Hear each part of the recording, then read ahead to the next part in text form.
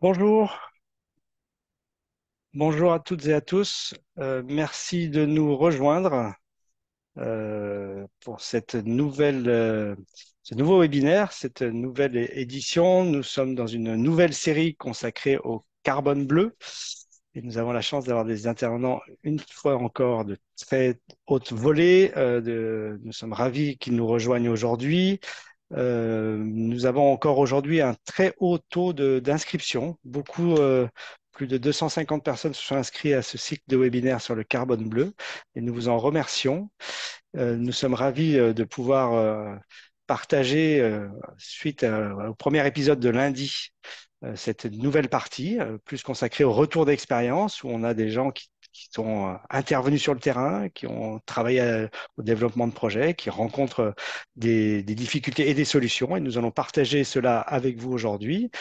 Petit rappel pour ceux qui nous rejoignent pour la première fois dans ces cycles de webinaires.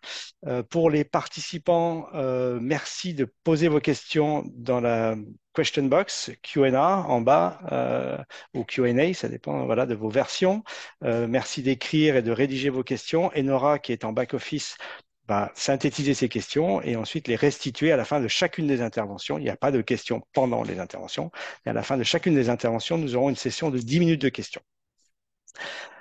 Pour ceux qui cherchent une intervention sur le... Alors attendez, j'ai un problème de diapo visiblement.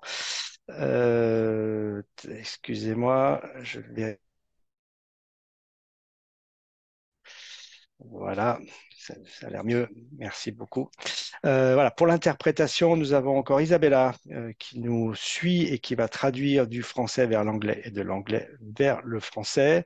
Donc, je vous laisse aller sur la petite map monde en bas, le petit globe, et choisir votre langue d'interprétation, l'anglais ou le français. Et pour les speakers, ben, je rappelle qu'effectivement, je vous remercie de couper vos micros et couper vos caméras pendant que les autres interviennent et que vous êtes enregistrés pour l'éternité, puisque l'ensemble de ces webinaires peuvent être retrouvés sur la chaîne YouTube de la délégation Europe et internationale. Donc, pourquoi cette série sur le carbone bleu? Je l'ai déjà dit mardi, c'est un sujet de plus en plus d'actualité. Les gestionnaires avec lesquels nous travaillons, les institutions que nous rencontrons dans les différents pays avec lesquels nous travaillons, s'interrogent aujourd'hui sur ce nouvel Eldorado. Le climat peut être aussi une source de financement pour la conservation. Faire le lien entre climat et biodiversité peut se faire potentiellement grâce à ces crédits carbone. C'est en tout cas ce que prétendent certains. Ce qu'on voulait à travers ces deux épisodes, c'était revenir, faire un point et voir s'il y avait effectivement aujourd'hui quelque chose qui permettait, à travers des financements liés au crédit carbone, de financer des actions de restauration écologique ou de conservation des espaces côtiers, notamment quand on parle de carbone bleu, on va parler de posidonie, on va parler de mangroves, on va parler de marais salants, on va parler de zones humides côtières. Et effectivement, ce sont des milieux, on l'a vu mardi, qui sont majoritairement à forte capacité de séquestration de carbone. Et donc, pour payer ce service rendu par la nature, le marché carbone devrait pouvoir servir à financer ces actions de conservation. Donc, on l'a vu mardi, on sait que ça marche en termes de capacité de séquestration. Ce qu'on se pose aujourd'hui comme question, c'est est-ce qu'aujourd'hui, ces marchés carbone vont permettre de financer réellement la conservation sur le terrain? Le, Comme toujours, nous réalisons ce cycle de webinaires dans la démarche ICO, Île Côte Océan Solutions, qui est une démarche qui a été lancée en parallèle du Congrès mondial de l'UICN maintenant en 2020 et que nous poursuivons avec nos partenaires de PIM un réseau des petites îles de Méditerranée, et SMILO, Small Island Organization, qui est un réseau mondial de conservation des îles, mais aussi avec l'Agence de l'eau Rhône-Méditerranée-Corse et d'autres partenaires publics et privés, entreprises et institutions. Aujourd'hui, pour l'organisation, et je les remercie sincèrement, Enora et Félix qui ont passé beaucoup de temps à organiser ce cycle de webinaires. C'était pas simple d'avoir des vrais intervenants avec des choses pertinentes à dire et qui aient basé sur vraiment de l'expérience et pas simplement du concept. Donc, je les remercie chaleureusement. Enora qui sera à la boîte à questions, c'est à elle que vous allez écrire. Et Félix qui gère le back-office derrière pour s'assurer que tout fonctionne bien. Si vous avez des questions, n'hésitez pas à lui les poser, des questions de fonctionnement. Isabella Ranieri, qui est notre interprète depuis plusieurs mois maintenant, que je remercie pour son professionnalisme. Donc, le mardi, le premier épisode, c'était pour comprendre le marché du carbone bleu. Et aujourd'hui, nous allons donc nous consacrer au feedback sur les différents projets que nous avons trouvés et avec des témoignages qui vont arriver d'un peu partout sur la planète. Nous serons en 4, 5 grandes parties. Nous allons avoir Valentin Bouvier d'EcoAct qui va intervenir pour nous faire un témoignage en tant que certificateur et un retour d'expérience là-dessus. Et ensuite, nous aurons Adeline Favrel qui va parler du label Bas Carbone, qui est un label français pour le moment et qui va témoigner de son expérience sur la mise en place de ce label. Ensuite, Steven et Jacqueline vont parler de l'atlas du carbone côtier, mais aussi du réseau du carbone côtier et d'expériences qui sont menées et qu'ils accompagnent de leur côté depuis le Smithsonian Institute. Et nous finirons ensuite avec un questionnement de la part de Marie-Christine Cormier-Salem, qui est de l'IRD, qui nous a accompagnés déjà pendant plusieurs semaines lors des webinaires sur les mangroves. Et on s'était déjà posé à la question de cette époque, est-ce que c'est une mystification, ce marché carbone, ou est-ce qu'il y a une réalité? Est-ce que ça peut être utile aux gestionnaires et aux communautés locales? Et donc là, on va revenir là-dessus. Et on finira par une table ronde réunissant l'ensemble des intervenants qui ont pu rester jusqu'au bout. Donc, je vais passer la parole alternativement à chacun des intervenants pour leur donner une petite minute pour qu'ils se présentent et qu'ils nous informent de qui ils sont, d'où ils viennent et à quel titre ils vont nous parler aujourd'hui de ces problématiques de carbone. La parole d'abord à Adeline Favrel. Adeline, à vous. Oui, bonjour. Donc Adeline Favrel, je travaille pour I4C, l'Institut de l'économie pour le climat, en tant que chef de projet certification carbone.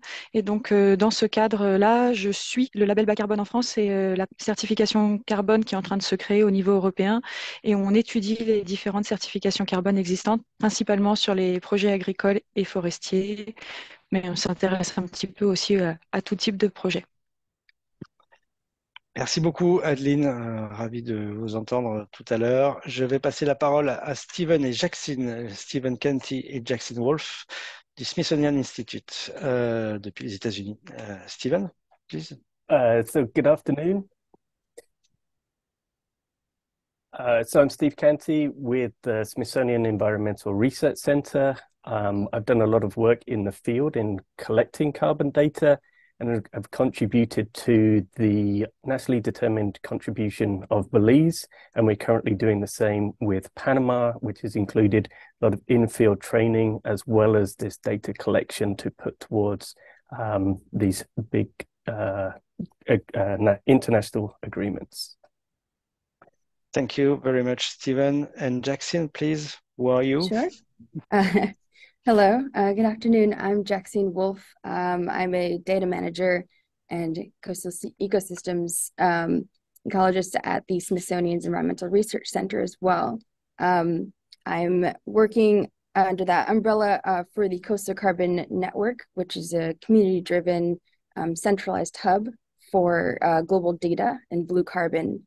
And so in this role, I'm providing archival support to the research community and facilitating data synthesis efforts, developing open source tools for data access and interpretation. And overall, I'm seeking to help communicate current blue carbon research in a way that can be leveraged to inform projects and greenhouse gas inventories, management activities, and policy across different scales. Thank you very much, Jackson. Please now, Marie-Christine Cormier-Salem, s'il vous plaît.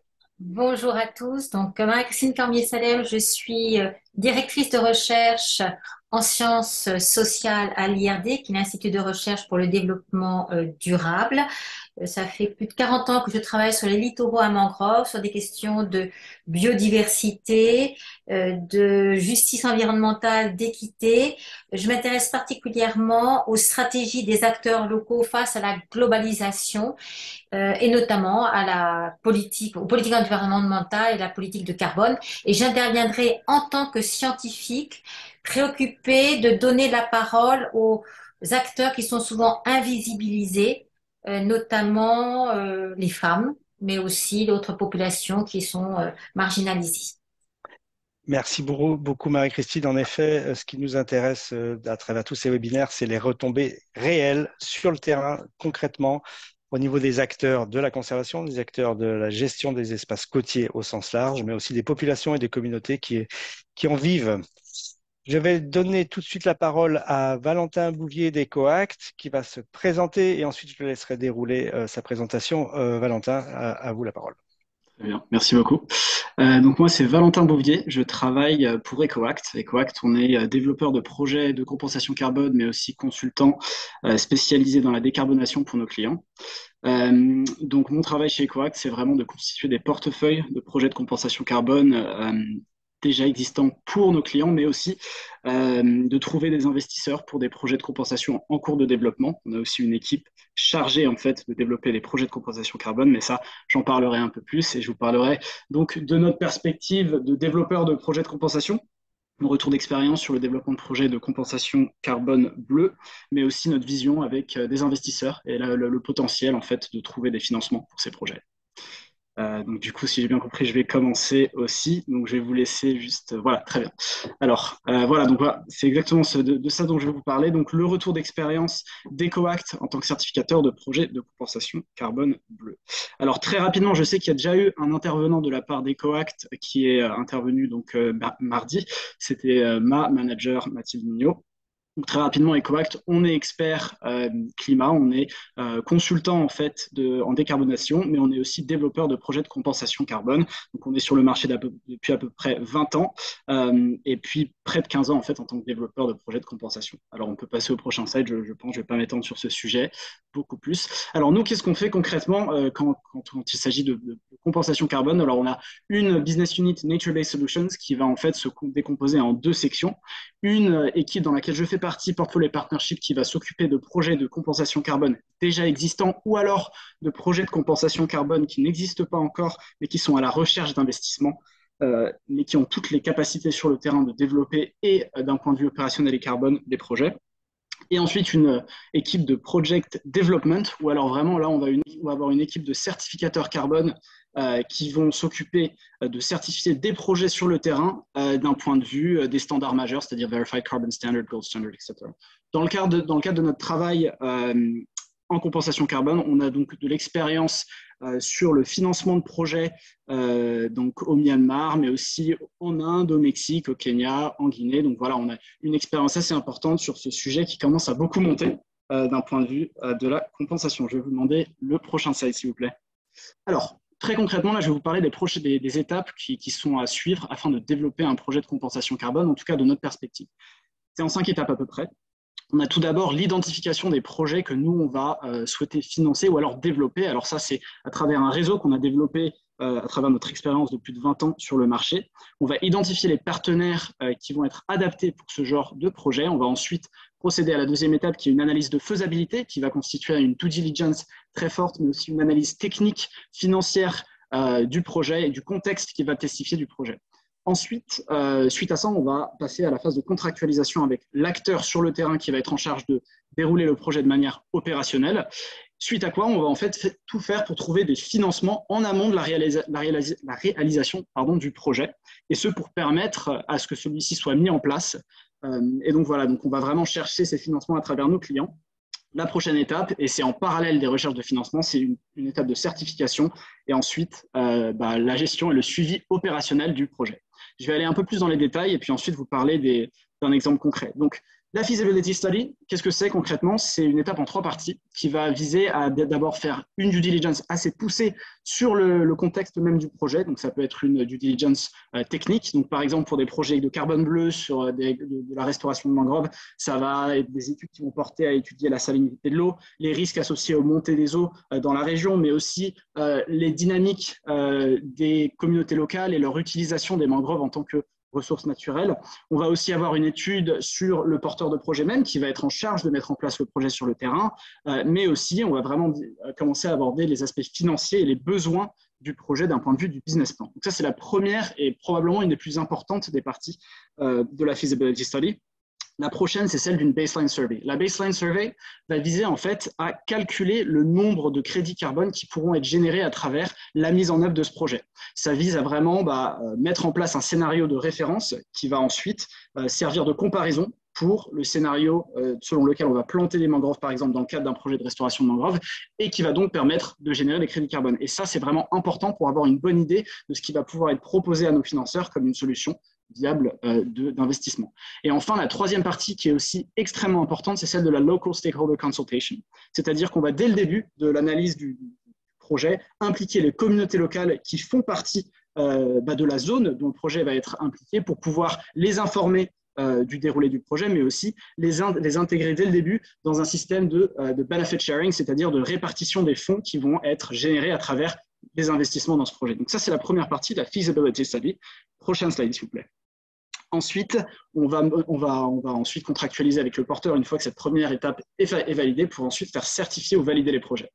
Je vais aller très rapidement sur ce slide parce que je pense qu'on va avoir d'autres intervenants qui vont en parler aussi. Mais en gros, il y a plusieurs standards qui vont être utilisés sur le marché de compensation carbone volontaire pour certifier des projets de compensation carbone. Et c'est le cas notamment pour les projets de carbone bleu. Alors, probablement, les projets les standards qui vont le plus l'intéresser, c'est le Verified Carbon Standard et le label bas carbone, qui ont des méthodologies en place pour certifier des projets type restauration de mangroves. Il est bon de noter aussi que EcoAct, on est développeur de méthodologie aussi pour le label bas carbone, pour une méthodologie de conservation d'herbiers marins de Posidonie. Donc voilà, c'est quelque chose sur lequel on commence aussi à actionner notre réseau pour développer des projets.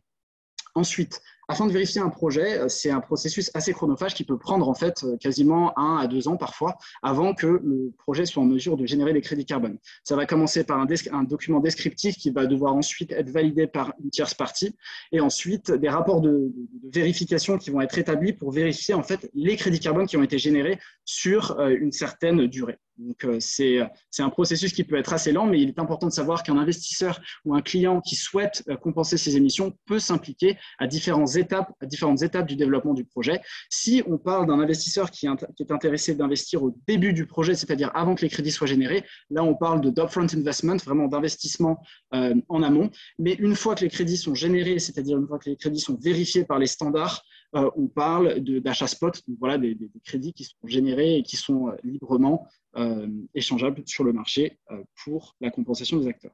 Voilà, ça c'est le processus de certification qui peut être assez chronophage parfois, mais très important parce que ça assure la qualité des projets, car ça suit des méthodologies qui sont approuvées en partenariat avec les standards. Prochain slide, s'il vous plaît. Ensuite, je vais vous parler très rapidement d'un retour d'expérience sur un des projets que nous-mêmes on est en train de développer. Donc, c'est un projet de restauration de mangroves qui se déroule au Mexique, dans la péninsule du Yucatan, qui vise à restaurer environ 5000 hectares de mangroves dégradées. C'est un projet sur lequel on travaille depuis 2021 avec un partenaire local qui s'appelle Resiliencia Azul, qui est une ONG locale au Mexique. Le projet même vise à impliquer environ 1200 propriétaires terriens, propriétaires fonciers de la région, qui sont appelés ejidos, afin de les permettre de s'impliquer non seulement dans la restauration des mangroves, mais aussi de bénéficier en fait des fonds carbone qui vont en découler. Donc, c'est un projet qui est en ce moment même en train d'être validé. Donc, ce n'est pas un projet qui a généré des crédits carbone, mais c'est un projet qu'on est activement en train de chercher, pour lequel on est activement en train de chercher des financements. Et notre retour d'expérience sur ce projet, il est assez particulier parce qu'il y a pas mal de complexité à prendre en compte. Je vais vous demander du coup le prochain slide, s'il vous plaît. Donc voilà, nous, ce qu'on a décelé comme aspect très important à prendre en compte dans la mise en place de ce projet, c'est tout d'abord l'implication des communautés locales et aussi les droits associés au terrain dans lesquels les projets vont avoir lieu. Il faut savoir que ce projet en particulier, il s'articule autour de 1200 propriétaires terriens qui vont être regroupés autour d'une assemblée et c'est eux qui vont prendre toutes les décisions. Et donc, ça demande en fait beaucoup de contractualisation et de permis avec ces différentes institutions pour avoir en fait le droit d'opérer sur ces terrains. Il faut savoir aussi que les crédits carbone qui vont être générés à travers ce projet en fait appartiennent aux communautés locales et ils vont donc être nécessaires d'obtenir les bons droits pour pouvoir opérer ce projet et ensuite racheter ces crédits carbone aux communautés locales. D'un point de vue technique, une des complexités aussi qu'on a identifiées, c'est le fait que les projets de compensation carbone bleu sont assez récents. Là, aujourd'hui, pour la toute dernière méthodologie qui a été développée par Verra, VM00033, qui est Tidal Wetland and Seagrass Restoration, le titre officiel de la méthodologie, il n'y a qu'un seul projet qui est enregistré aujourd'hui, c'est un énorme projet, mais on voit qu'il y a quelques lenteurs vis-à-vis de la certification de par ce manque d'expérience et ce manque de projets existants sur le marché. Donc ça, c'est une deuxième difficulté qu'on a rencontrée. Et ensuite, un aspect très important, c'est d'intégrer en fait toutes ces communautés locales dans le processus de décision, non seulement de la mise en place du projet, mais aussi de l'utilisation des fonds qui sont générés à travers la vente du projet à des clients.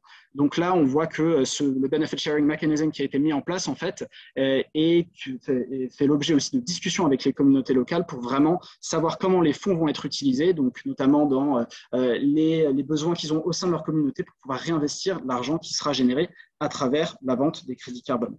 Il faut savoir que c'est un projet qui implique les communautés locales, donc on a à peu près 250 personnes qui seront employées au sein des communautés, et ce sur 4 ans. Alors je vais passer au prochain slide parce que je vois qu'il me reste très peu de temps. Et donc nous, comment est-ce qu'on fait pour présenter ces projets, comment on fait pour les vendre à des investisseurs, parce que c'est aussi ça le plus important, c'est de générer l'argent. Nous, ce qu'on a observé parmi les investisseurs avec lesquels on travaille, c'est qu'on a une demande énorme de projets qu'on pourrait financer en amont. C'est-à-dire que les investisseurs veulent être plus impliqués dans les projets et veulent aussi avoir une garantie sur les prix qui vont pouvoir être associés à l'achat des crédits carbone. Il faut dire que vu qu'on assume le risque au moment de l'investissement, l'achat de crédits carbone revient à moins cher que si on achetait des crédits qui étaient générés sur le marché. Ils sont aussi très intéressés de la qualité et la vérifiabilité des crédits qui sont générés par les crédits carbone, par les projets, pardon, et donc on va avoir recours à des nouvelles méthodologies, notamment de monitoring qui vont être à la pointe de ce qui est disponible. Il y a aussi une grosse demande sur la transparence des budgets qui sont associés au projet et aussi de la redistribution des fonds au sein des communautés. Et enfin, aussi, il y a besoin d'avoir de fortes garanties sur les tonnages qui vont être générés à travers la mise en place du projet, chose qui n'est pas forcément évidente à tout moment. Et enfin, pour la manière dont on aborde ça, prochain slide, s'il vous plaît. La manière dont on le fait, c'est déjà en élaborant des business plans très, très robustes avec nos partenaires sur le terrain pour vraiment capturer la réalité de ce que ça implique de monter un projet puis en fonction de la zone où il est monté. On va adapter aussi nos besoins et nos demandes en fonction des demandes clients sur les technologies utilisées pour le monitoring. On va être très transparent avec les budgets qui sont associés au projet une fois qu'on est dans des conversations avancées avec les investisseurs, bien évidemment. Et comme je vous l'ai dit, il y a une intégration dès le début des communautés locales dans les discussions de benefit sharing pour s'assurer qu'il y a une redistribution des fonds importante. Enfin, pour les calculs qui sont associés aux réductions d'émissions générées par le projet, c'est vrai qu'au moment où on retrouve des investisseurs, rien n'est certain parce qu'on est sur des estimations qui vont leur être présentées. Néanmoins, ça fait l'objet d'un travail très, très, très poussé avec notre équipe de développement de projet pour s'assurer que, voilà, en fait, on est le plus proche possible de la réalité. Et puis, une fois que les crédits seront générés, de toute façon, c'est là où on va se rendre compte de la fiabilité en fait des calculs qui ont été réalisés. Mais de toute façon, les crédits ne vont être générés qu'une seule fois que les vérifications sont faites. Donc, à ce stade, c'est vrai que c'est une difficulté d'estimer de manière très, très exacte les crédits carbone.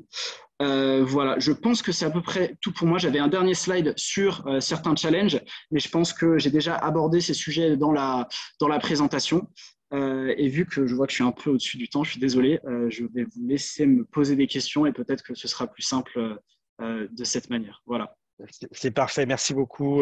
C'était très clair et très concret. Et puis, petite précision pour les participants, le PowerPoint et sera mis à disposition sur la page ICO, sur le site web ICO Solutions. Vous pourrez retrouver l'ensemble des supports. Plein de petites questions, si vous pouvez avoir des réponses courtes là-dessus. Vous parlez de projet. Qu'est-ce que c'est qu'un projet? Est-ce que c'est que de la restauration ou est-ce que ça peut être aussi de l'évitement de destruction? Alors, ça peut être les deux. Ça peut être les deux. Faut savoir qu'un projet de compensation carbone, en général, justifie d'une méthodologie bien précise derrière. Donc, on peut avoir des projets qui visent à la restauration de carbone bleu. Et donc, ça, c'est vraiment des projets de séquestration carbone, c'est-à-dire qu'ils vont absorber du CO2 de l'atmosphère. Mais on peut aussi très bien avoir des projets de conservation.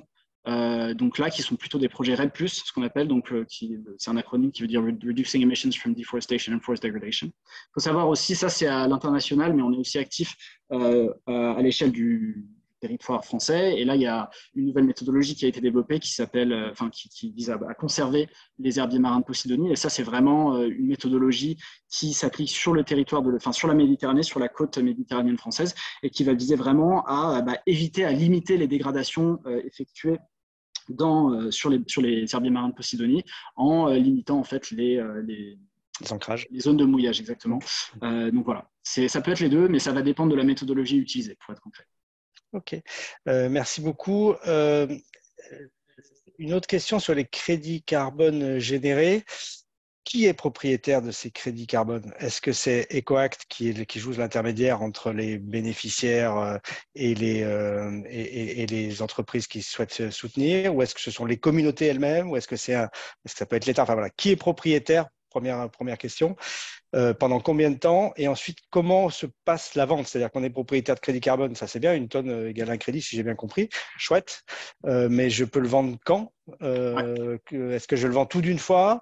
Est-ce que je peux le vendre sur 10 ans? Enfin voilà, comment ça marche? Qui est propriétaire et comment on le vend?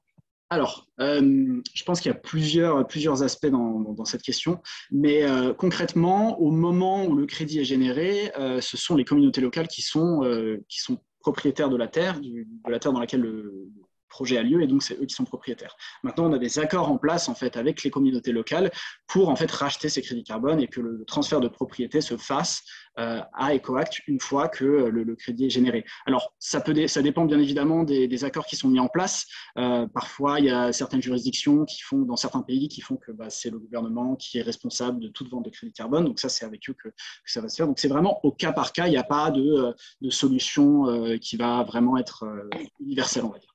En ce qui concerne la vente de crédits carbone, donc en fait, les crédits carbone, ils ne sont générés qu'une fois que la vérification est faite. Maintenant, comme je l'ai expliqué, c'est possible. Quelle vérification? La vérification que le projet a été mené à bien? C'est-à-dire que c'est au bout de 3, 4, 5 ans de mise en œuvre d'un projet? Exactement. Alors, en fait, le process est simple. Non, il n'est pas simple du tout. Il est très compliqué, du coup.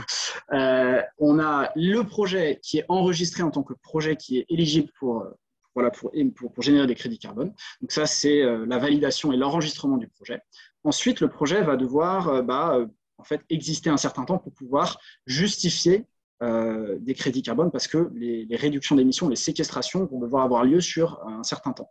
Ensuite, pendant cette durée, on va avoir une période de séquestration, par exemple, dans le cadre de projets de restauration de mangroves. On plotte les mangroves, on les laisse pousser 4-5 ans, et puis ensuite, on peut faire la vérification. On voit au moment, les mangroves vont pousser de temps, c'est-à-dire que selon les équations qu'on a appliquées, les équations allémétriques qui ont été utilisées, on peut justifier que ça va séquestrer tant de carbone, et ensuite, ça va être vérifié par des auditeurs externes qui vont bien vérifier que tant de carbone a été séquestré par les mangroves, et du coup, on peut générer tant de certificats, tant de crédits carbone qui vont ensuite revenir sur le compte. Après, ça dépend des accords qu'on a, mais sur le compte d'EcoAct, sur le compte du porteur de projet en particulier.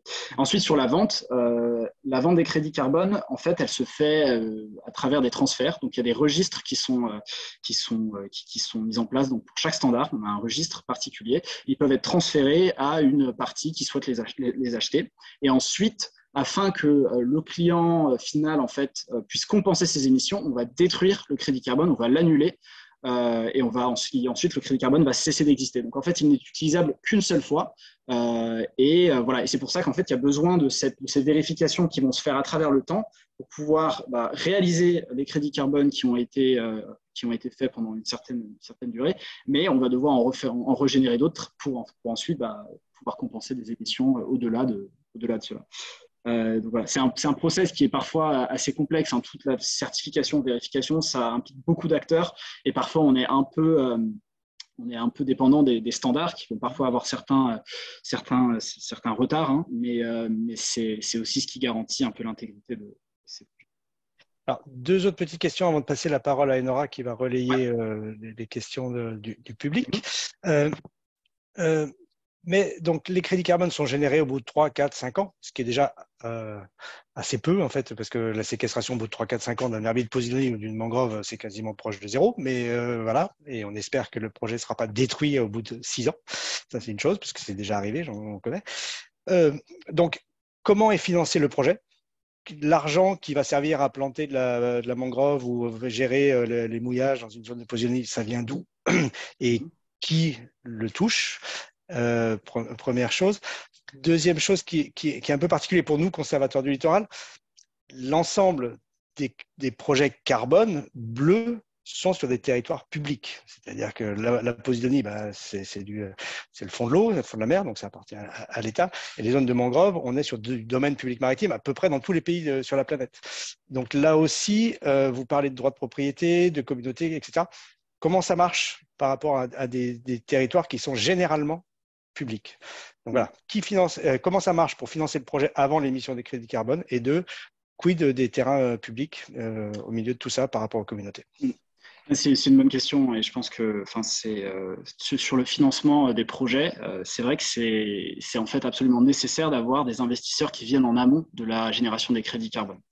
Et ce, pour rendre ces projets qui sont quand même assez coûteux, réalisables sur le terrain. Et c'est pour ça que nous, en fait, on va choisir de trouver des investisseurs avant la phase de certification, avant la phase de vérification, en leur disant, si vous investissez dans ce projet à T égale 0, dans tant d'années, vous aurez des crédits carbone qui vous seront transférés dans votre compte et vous devez nous verser tant de fonds tant d'argent à telle période. Donc en général, ça représente le financement d'un projet sur 3 ans à l'année 0. On va avoir un gros versement de la part de l'investisseur et ensuite des financements qui vont venir d'année en année pour pouvoir supporter le projet et pour pouvoir permettre son opérationnalisation. Donc voilà, c'est comme ça qu'on va… En général, ces financements, ils durent pendant 2, 3, 5 ans ou… Ah non, ça peut. Alors ça dépend de ce qui est mis en place avec l'investisseur. Hein. Ça peut aussi, c'est des conversations qui sont au cas par cas. Parfois, ça dure la totalité du projet. Donc pour des projets de bout carbone sur des standards internationaux, on est à des échelles de 20 ans environ. Et parfois, on peut avoir des projets qui sont séparés sur 6 ou 7 versements. On préfère quand même le faire de manière plus rapprochée parce que c'est vrai que c'est quand même des gros budgets et ça demande des implications, un suivi assez important. Et donc, du coup, pouvoir gérer le budget de manière rapprochée au fur et à mesure que le projet prend place, c'est une manière qui nous permet aussi de s'assurer que voilà, les budgets qui ont été présentés à nos investisseurs sont respectés. Et je ne me rappelle plus des autres questions. Ah oui, pour les aspect public des terrains, domaine public. On a des autorisations très clairement avec tous les gouvernements hein, qui ont une autorité sur les micros. Donc là, c'est aussi ça qui rend les projets à follow, comme on appelle, qui sont en lien vraiment avec la gestion forestière et des terres, assez complexe. C'est que parfois, il y a des droits de propriété qui sont assez compliqués, aussi une autorité des pouvoirs publics qui font qu'il faut avoir leur autorisation pour mettre en place ces projets. Et donc, de toute façon, ça se fait avec une autorisation bien précise et bien délimitée de la part des pouvoirs publics. Merci beaucoup. Je vais passer la parole à Enora pour d'autres questions. Juste, je me permets de relayer celle de Romain qui demande quel est le profil des investisseurs type que vous contactez.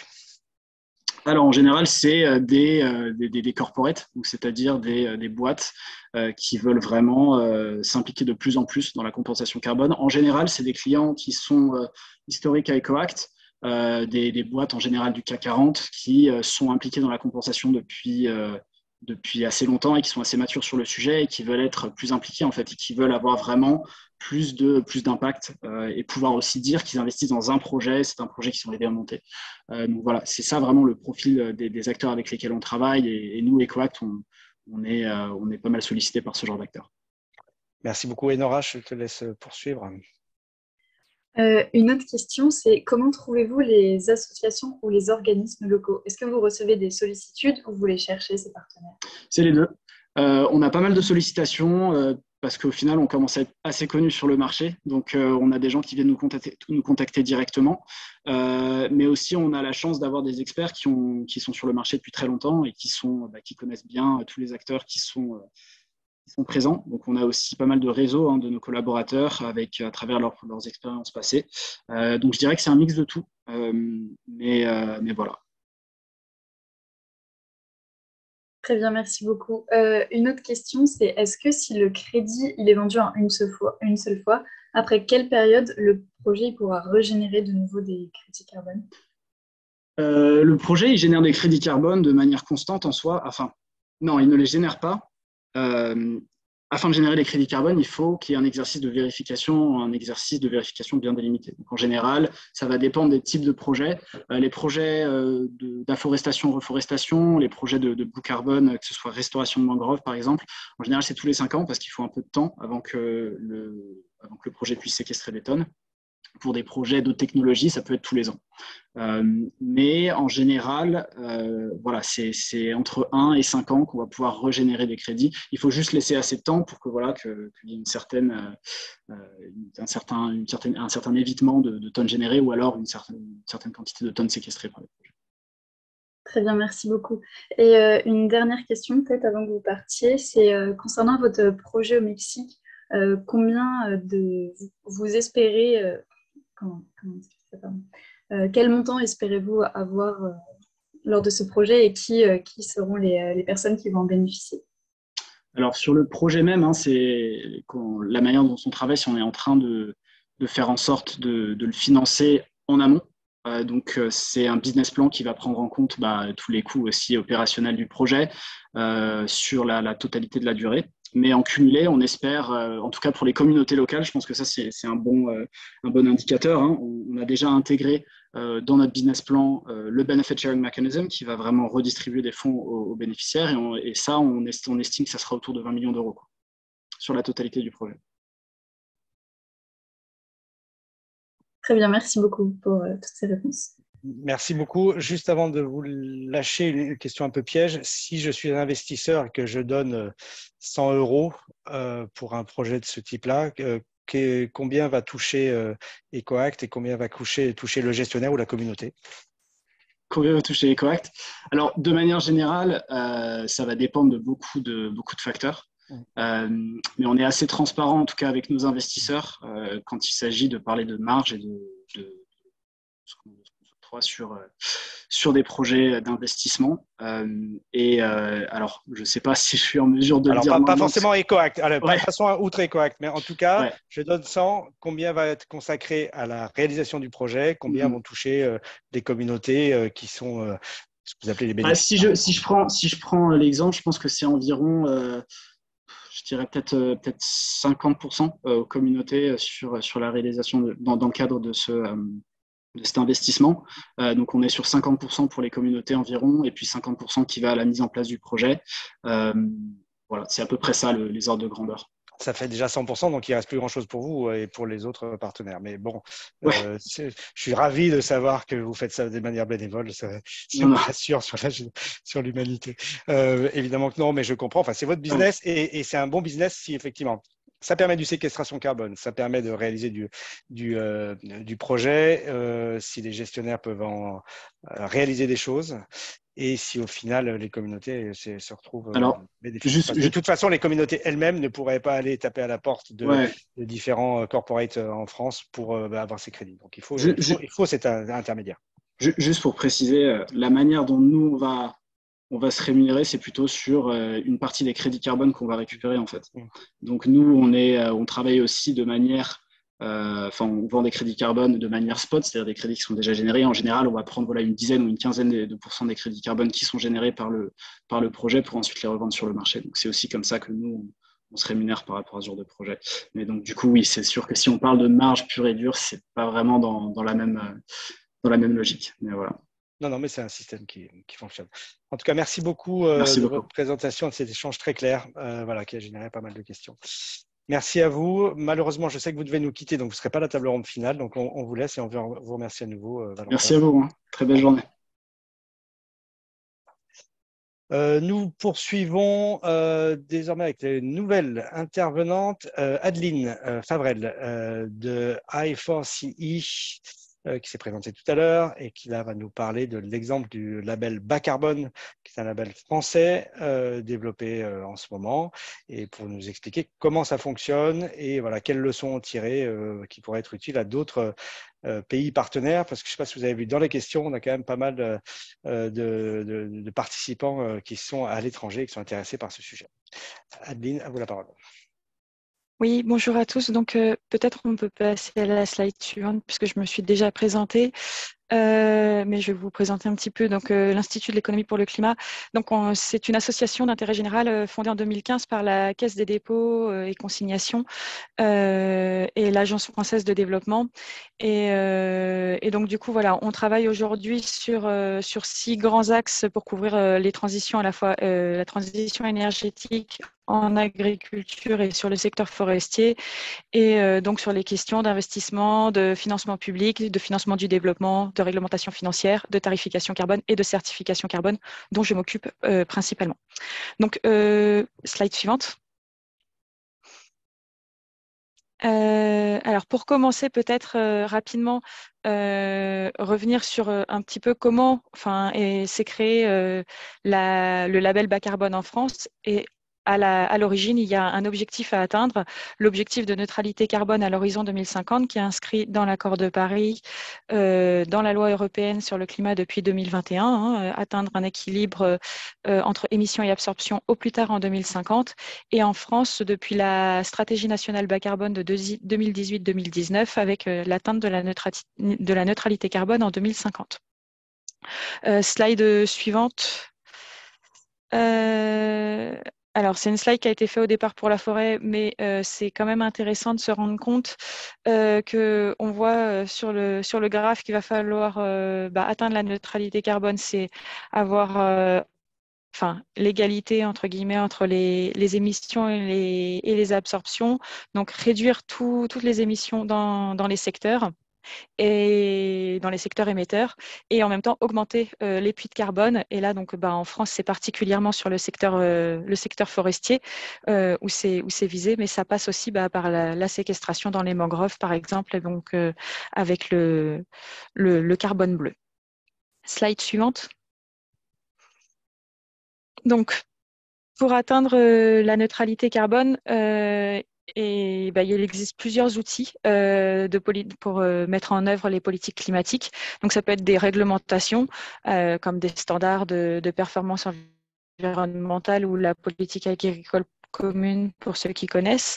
La taxe carbone, donc là on va vraiment taxer, c'est le principe au niveau français de ce qui était prévu au niveau de ce qui était chauffeur routier.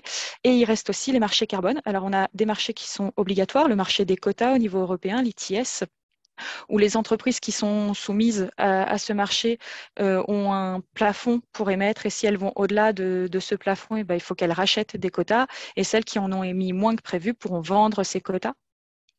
Et il y a le marché des crédits qui vont permettre d'alimenter donc la demande volontaire et la demande de conformité. Et pour vous expliquer ça, on va passer à la slide suivante.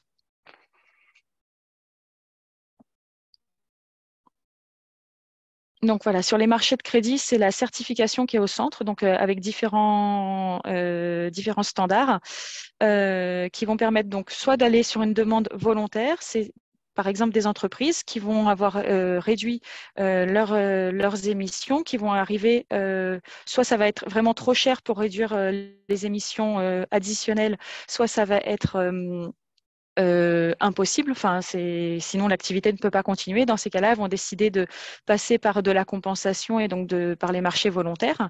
Ou ça peut être de la demande de conformité, c'est répondre à une obligation réglementaire, mais hors obligation réglementaire dans les marchés des quotas. C'est par exemple en France l'obligation de compensation des vols domestiques. Donc des vols intérieurs qui sont faits en France par les compagnies aériennes. Ça va être aussi Corsia sur l'aviation au niveau européen. et internationales.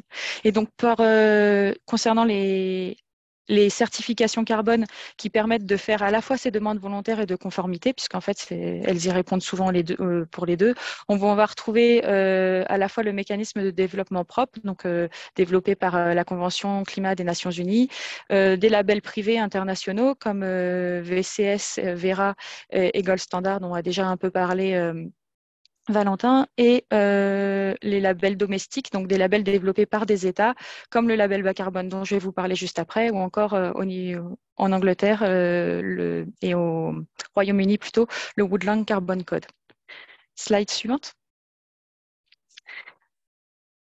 Alors, on voit qu'il existe de multitudes de certifications. J'en ai cité 3. Vous voyez sur le côté de ces slides qu'il en existe d'autres, comme Puro Earth, American Carbon Registry, etc. Et en fait, toutes ne se valent pas, donc on les évalue par rapport à différents critères. Donc, sur notamment, par exemple, leur scénario de référence, baseline ou leur additionnalité, la gestion de la permanence, la prise en compte des critères de durabilité, leur gouvernance. Et donc, voilà, il y a plusieurs études qui ont essayé de les trier par rapport au respect de ces différents critères.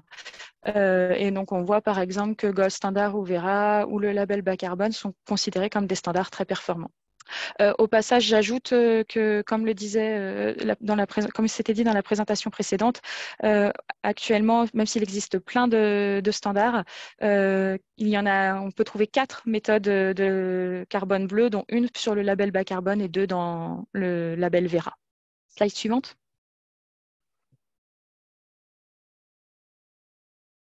Alors, rentrons vraiment sur le label bas carbone. Ce label, il a été créé en France pour répondre à un besoin, pour faciliter les financements des actions climat. Donc, à la base, c'était un besoin d'incitation pour déclencher des réductions d'émissions ou de la séquestration dans les secteurs agricoles et forestiers.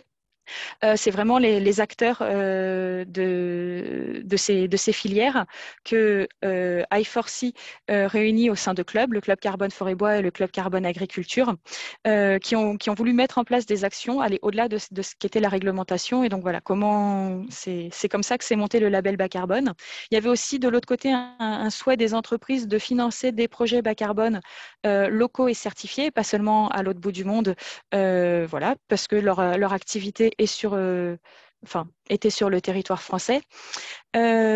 Troisièmement, un besoin d'apporter des garanties sur l'impact environnemental des projets. C'est le principe d'une certification carbone, c'est qu'on utilise le principe MRV, Monitoring, Reporting, Verification, qui signifie qu'un projet, on va mesurer son impact, le rapporter auprès d'instances qui vont être vérifiées par un tiers indépendant, et donc on peut garantir vraiment que ce projet a un impact environnemental positif.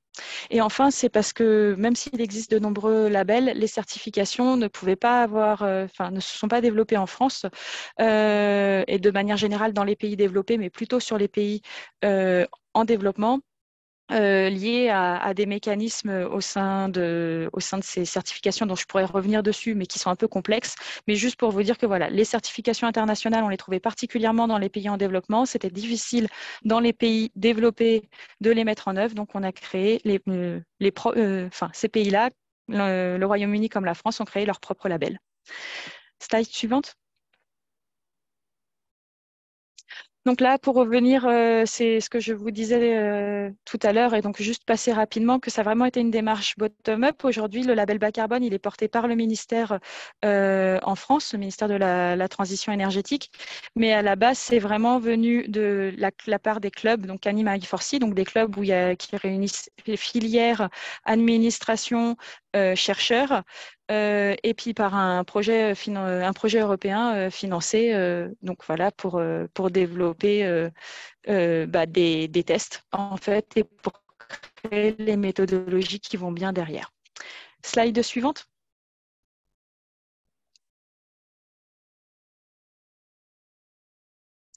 Alors, ça met un peu de temps à s'afficher chez moi, mais peut-être que vous l'avez déjà sous les yeux. Donc là, on voit vraiment sur le label bas carbone, je vais couper ma caméra, comme ça peut-être que conversation sera meilleure. Oui, merci Adeline, parce Oui. qu'effectivement, chez nous, ça s'affiche beaucoup plus vite et là, vous commencez à grésiller et à être un peu figé. Je suis désolé, ce sera mieux voilà, sans votre J'espère caméra. qu'avec la caméra coupée, ça ira mieux. Voilà, mais jusqu'à présent, ça a été très clair. Merci. Il vous reste 3 minutes. Ok, d'accord, je vais très vite alors. Donc c'est que je le disais, un label piloté par le ministère de la Transition énergétique. Je pense qu'on peut passer cette slide et aller à la suivante.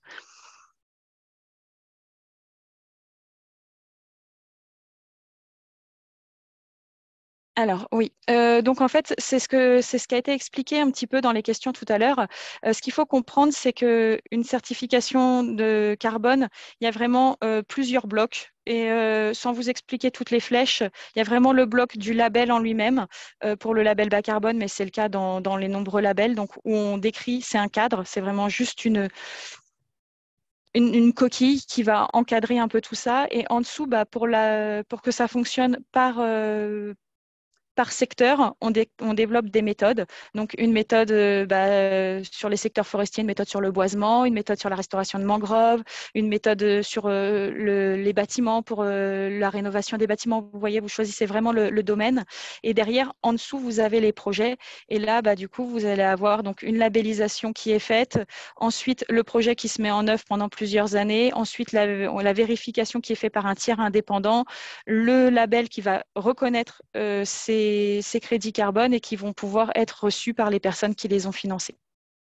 Slide suivante.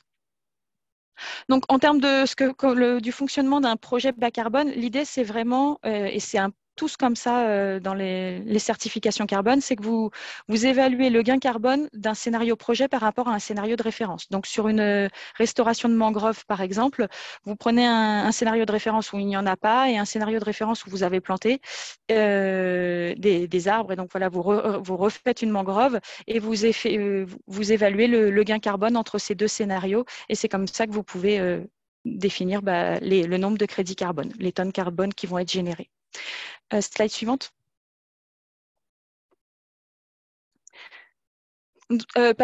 Est-ce que vous pouvez avancer jusqu'en bas? Merci. C'est bon. Donc là, on retrouve les fameux critères qui sont très importants pour définir une bonne certification et que donc on retrouve dans le label bas carbone. L'additionnalité, démontrer que le projet n'aurait pas pu se faire sans l'incitation carbone et donc qu'il n'y a pas d'effet d'aubaine. Le fameux suivi des émissions ou de la séquestration, ce qu'on appelle le process MRV, avec la vérification par un tiers. La traçabilité, c'est très important, avec la transparence pour éviter tout ce qui est double compte. La gestion de la permanence, c'est très important dans les projets de blue carbone, comme les mangroves, de vérifier qu'est-ce qui se passe au bout de 5 ans, 10 ans, est-ce que le projet il est toujours là ou pas. Et bien sûr, éviter les impacts négatifs sur le reste de l'environnement, sur les enjeux biodiversité, eau et sol, et valoriser les impacts positifs. Slide suivante. Donc, sur le label bas carbone, on a 13 méthodes aujourd'hui. Je vous en dis pas plus, juste qu'on a bien une méthode sur le blue carbone avec la préservation des herbiers de Posidonie et qu'il y en a d'autres qui se développent. Donc voilà, et qu'on voit bien qu'il y a de nombreux secteurs qui sont couverts. Slide suivante. Et pour terminer sur la certification européenne, donc en ce moment, il y a une certification des absorptions carbone qui se développe au niveau européen. Il y a une proposition qui a été faite, une proposition de la Commission qui a été faite en novembre 2022, qui est en train d'être discutée en ce moment au Conseil et au Parlement. Et donc, on voit qu'elle reprend un peu ces fameux quality criteria, donc tout ce qui est quantification, additionnalité, gestion de la non-permanence et sustainability, les critères de durabilité, les registres, les questions de gouvernance, les questions de transparence. Donc voilà, tout ça, c'est pris en compte de façon à faire une certification de qualité. Aujourd'hui, il n'y a pas de méthode. Les premières méthodes qui sont en train de se développer, qui sont en train de s'écrire, c'est en ce moment vraiment. C'était aujourd'hui et hier les réunions de la commission en groupe d'experts. Et ce serait plutôt sur les secteurs ce qu'on appelle le carbon farming, donc les méthodes forestières, l'agriculture et les tourbières. Et voilà, slide suivante, je pense que oui. Donc, et pour pas vous le redire, mais on voit que là aussi, elles reprennent ces fameux critères dont je vous ai parlé qui font pour s'assurer que les certifications sont de bonne qualité. Je crois que c'est fini. Oui. la conclusion, de nombreux standards qui se développent et qui existent, 4 méthodes de carbone bleu. En France, donc un label, le label bas carbone, et au niveau européen, une méthodologie qui se développe. Voilà. Merci. Merci beaucoup. C'était très riche. Effectivement, il y avait beaucoup d'informations. Donc, c'est pour ça que vous avez accéléré sur la fin. Mais c'était très intéressant et très complémentaire. 2, 3 questions en direct pendant que d'autres sont en train de s'écrire sur la boîte à questions. J'ai vu que le label des Nations Unies du changement climatique ne faisait pas partie des standards les plus performants. C'est quand même assez étrange. Normalement, ça devrait être assez rassurant que ce standard climate change des Nations Unies soit un petit peu, en plus sorti au moment de l'accord de Paris, ça devrait être un petit peu la référence. Alors là, on parle du Clean Development Mechanism, donc le CDM, il est assez vieux en fait.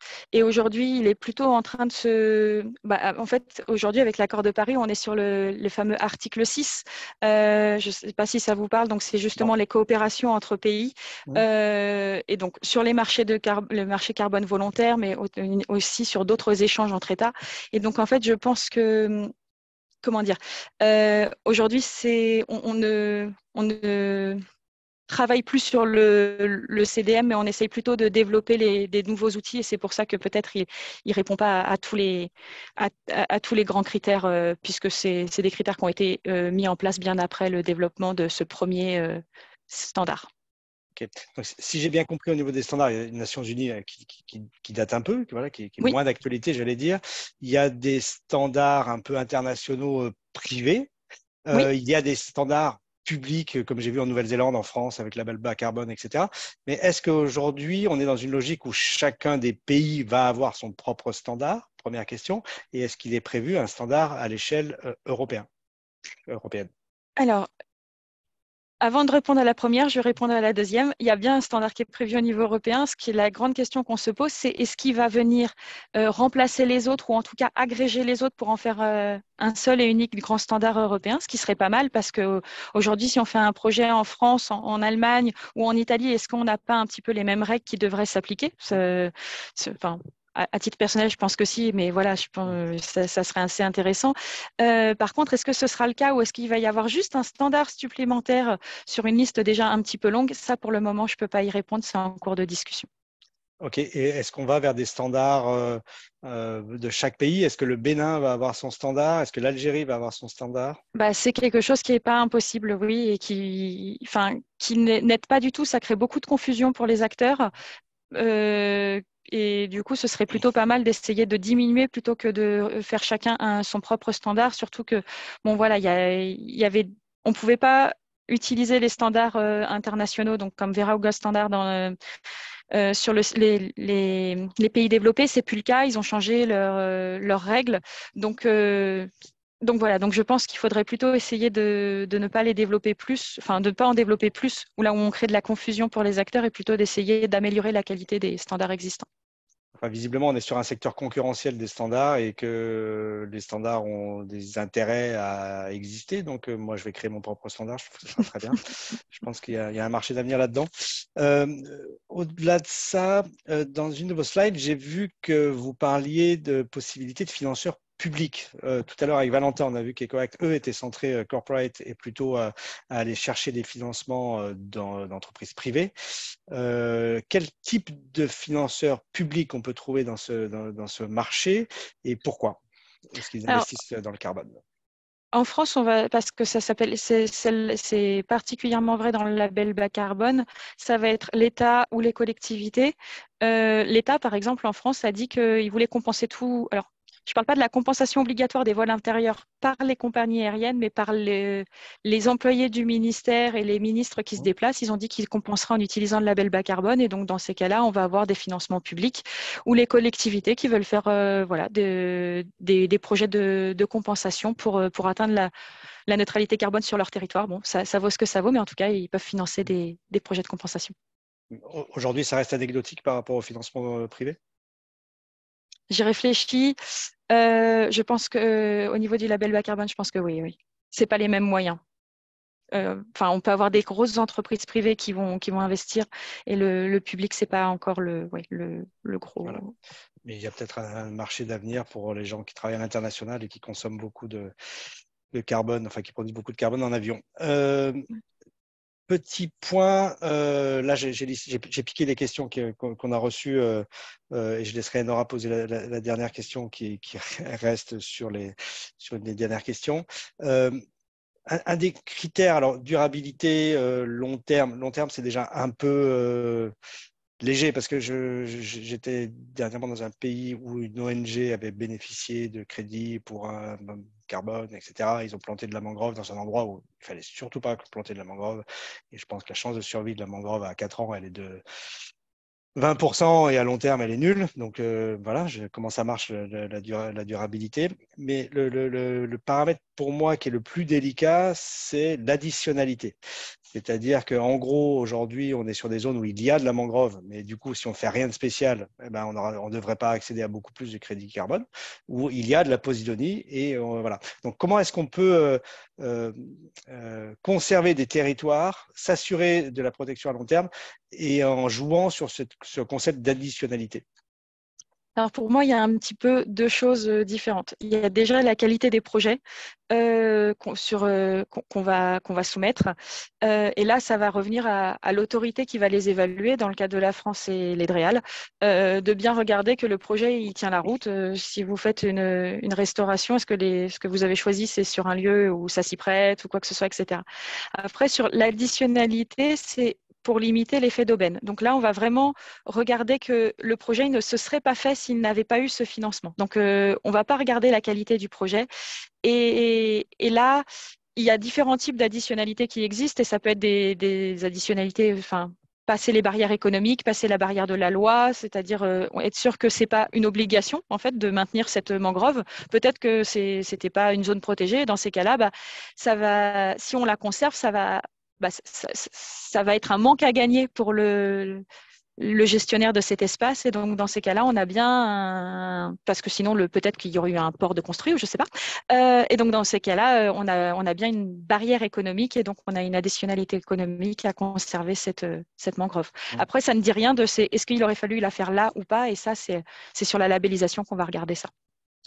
Donc en vrai, si je suis un parc national et que je protège des hectares de posidonie, il n'y a aucune additionnalité puisqu'il n'y a pas de projet nouveau et donc on ne devrait pas bénéficier de financement. Alors, par rapport à une additionnalité réglementaire, mais si vous êtes sur une additionnalité économique et qu'en fait, vous pouvez montrer qu'il pourrait y avoir un manque à gagner parce que alors j'essaye de réfléchir à ce cas en même temps que je l'ai, mais parce que voilà, cette zone-là, du coup, vous ne pouvez pas y développer une activité touristique comme vous souhaitez, alors qu'ailleurs, vous avez peut-être pour les touristes et que là, vous n'avez pas le cas, et du coup, vous avez bien un manque à gagner. Et donc, du coup, vous pouvez avoir une additionnalité économique et donc développer un projet. Bon, super. Merci beaucoup. C'était très clair. Et effectivement, je pense qu'il y a la place d'argumenter sur ces enjeux d'additionnalité, que ce soit dans les territoires protégés ou non. Et la notion de projet reste effectivement à définir. Qu'est-ce que c'est qu'un projet réel qui permet de s'assurer de la séquestration à très long terme d'un territoire de carbone bleu. Merci beaucoup, Adeline. On va passer aux interventions suivantes. Si vous pouvez rester pour participer à la table ronde, nous serions ravis. Je vais laisser la parole à Steven et Jackson pour intervenir et témoigner de leur approche sur le Coastal Carbon Atlas et le Coastal Carbon Network qu'ils animent de leur côté. Steven and Jackson, I don't know who will speak first, but please take the floor. Steve will kick things off. Yeah, so hi everybody. Sorry that it's going to be in English, but otherwise you wouldn't be able to understand anything I was going to say. Could I have the next slide, please? So as we talk about all of these different crediting pieces, I think there's a few things that I want to highlight first, and that's the presence of the high quality blue carbon principles and guidance. And some of our speakers have spoken about this today, and Marie-Christine is going to talk a little bit more about this as well with some of her concerns around communities. But those high quality principles and guidance really talk to how communities need to be engaged and part of all of these projects to make sure that as we move forwards with blue carbon crediting, that it's fair and just, and that investors act on the best information possible, and that what we do is ethical as well as good for the environment, and so also good for people. And then what we're going to talk about today is taking sort of one step back from the actual crediting piece and saying, well, what do you need to see or know before you want to go down that route? How do you know if it's even feasible to have a blue carbon project in an area, in a country? And so, you know, what do you need for this? You need to know a little bit about the carbon stocks, accretion rates, and the permanency of carbon in these different ecosystems, to be able to then decide whether you want to go down this investment route, because blue carbon isn't for everybody, because not always is there enough carbon in the system. So how do you do this? And we've been part of some of these projects where we go into the field and collect this data, but this is really expensive, and it's really not that cheap, especially if you find out that there's not that much carbon in your system. So you've done a huge investment to find out there's not enough carbon for blue carbon, and you can't keep affording to be able to do that. So a very well kept secret is the presence of the Coastal Carbon Atlas. Could I have the next slide, please? And this is actually something that the Smithsonian Environmental Research Center hosts. It has data contributions from scientists all over the world, but there is data on different blue carbon systems already and for many countries around the world. And so this is what we're going to be talking about today, that there are data available to countries, to investors and others to actually see in many countries if there are if there's potential for blue carbon projects. And this way, these data allow you to have a look to see whether it's feasible and whether you want to go down the route of investing in these blue carbon projects to get credits. And so I'm going to hand over to Jaxine now, who spends a lot more time in the data and working with the products of the Coastal Carbon Atlas to talk us through that. Yes, thank you, Steve. That was a great introduction. So I guess I will move on to the next slide and talk about just a little overview of the Coastal Carbon Network, and its initiative is that it's kind of a collective that was formed to support the foundations and strength of blue carbon science, and also act as this catalyst for actionable blue carbon assessments and projects. And we do this by engaging with and serving the community of researchers, coastal land managers, and climate practitioners, et cetera, with blue carbon data and tools which seek to lower the barriers to data contribution, but also to the use and interpretation of that information. And one of our core activities is the synthesis and serving and communication of data from tidal wetland habitats. And we kind of serve as this global convener of coastal carbon data. This is a critical service because of the feasibility of blue carbon projects, and the decisions, feeding into our climate mitigation strategies are only as good as our supporting data. And so without that good foundation of available information, we'll be, basing these important decisions on an incomplete picture. So on the right, you can see a summary of one of our soil carbon database, which is a synthesis of sediment profiles collected by studies across the globe that are standardized for comparability and analysis. Soils are a very important component of the carbon budget in these ecosystems. So we've put a considerable amount of effort into bringing this data together, which, as you can see, we have 7,000 plus soil cores, over 60 years of data in 64 countries. And there's representation across all types of habitats. One of the things to note is that archiving our original data. This is one of the strengths of the network and our synthesis products is that it promotes transparency throughout the process of, individual data collection through synthesis and analysis. And archiving original data also introduces scalability. So you can always take things, back to the original unit of an individual sample that was collected and kind of layer that within context to add scalability across, site to administrative divisions or nations. All of these synthesis products are curated to kind of meet end user needs. So it's a constant discussion and revision, adding new data to these products, but also making sure that the tools for interpretation are, meeting that basically that the products are going to be used that we're serving and that they're useful for projects. So we have hosting platforms and tools that are developed to serve and communicate this data, and the Coastal Carbon Atlas is our primary hosting platform. So going to the next slide, this is the interface. It's an open source interactive web application which allows users to explore and query and download tidal wetland data from our database. And it was developed through community feedback and continues to grow both in the data that it serves, but also its functionality and features. So a really useful thing is that in querying, you're able to subset, the broader collection of data by regions of interest, like state, province, country, habitat, presence of certain species, anthropogenic impacts. And also in these advanced options, we have been able to assign quality flags to the data, which indicate what it can be used for, given the information that's present. So we kind of have three tiers here. The first is used for carbon stock assessments. The second is for cores that are dated, if there's age depth data.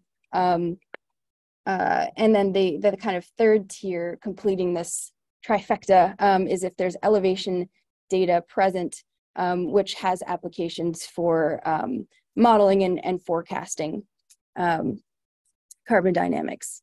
So yes, and all of the information is downloadable. Yes, that's great. You can go on to the next slide. So one of the things that we're able to do in having all of this information in one place is to actually inventory the data itself. And so this is an example of analysis that we did for the US in collaboration with Pew Charitable Trusts, in which we leveraged the Atlas to kind of provide insight for the state of available data for states that were interested in blue carbon projects and assessments. They want to know if we even have the level of information present to engage in these assessments. And so we were able to generate composite scores across these 4 different metrics of data quantity, quality, spatial, and habitat representativeness to provide a base level insight that can inform the feasibility of these projects and assessments. And it's been incredibly informative for these states. And the great thing is that this kind of analysis is, and we are scaling it up to the global level. Well, can we, yes, next slide, please. I want to make sure we're not going over. So this is an example of work that has come out of recent effort of the Coastal Carbon Network, in which we're participating in helping build capacity for countries that are looking to engage in blue carbon projects and incorporate coastal wetlands into their greenhouse gas inventories.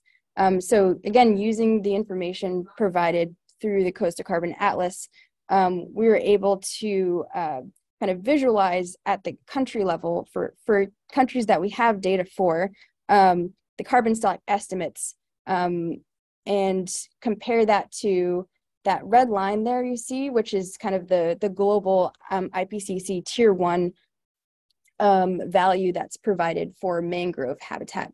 So yeah, this figure is only looking at mangroves. But it just, I think, is a good case for emphasizing that it is really important to have that, you know, locality scale or country scale information, because you're able to better tailor your analyses than kind of throwing a blanket value, you know, over things. So it's better for making sound decisions. I think I'll move on to the conclusion since we're running a little bit over.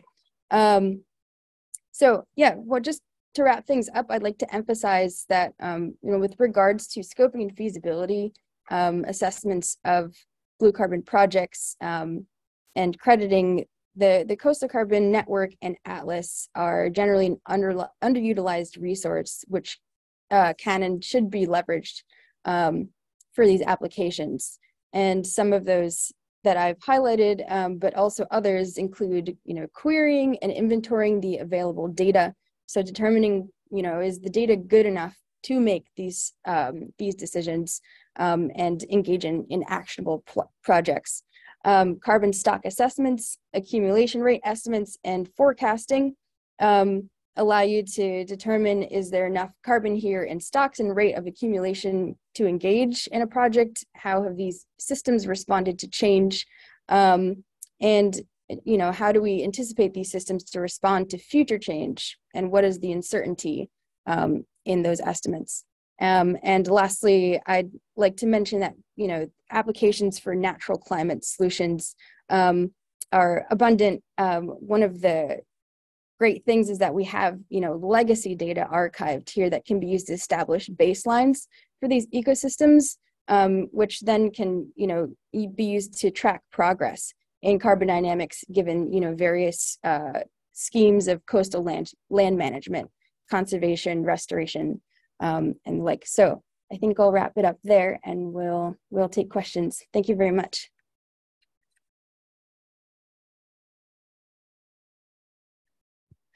Merci beaucoup.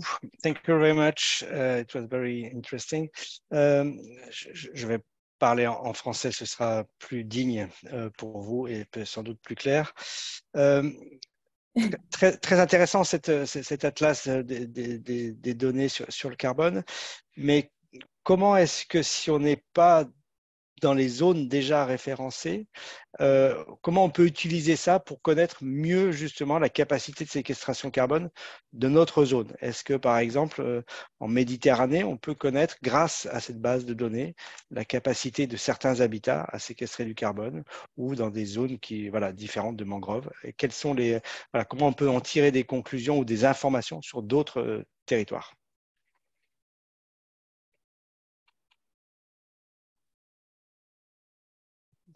Sorry, maybe I was not so clear.